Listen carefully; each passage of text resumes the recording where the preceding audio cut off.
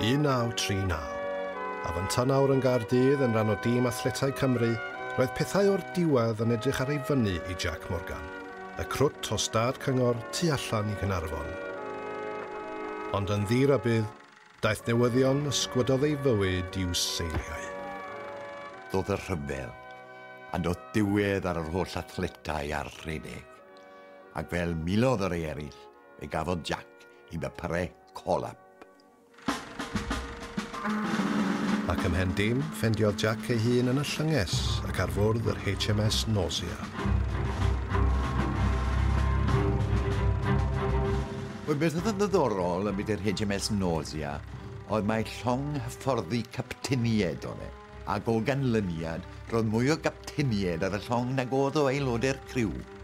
Ond gan maen nhw gyd yn newydd i'w swydd, rhaid dweud bod dim un o'n nhw'n gwybod beth o'n nhw'n neud. A falle mae teg fyddai dweud bod Jac wedi trilio rhan fwyaf o'r rhyfel a mynd rownd a rownd baig bisgit.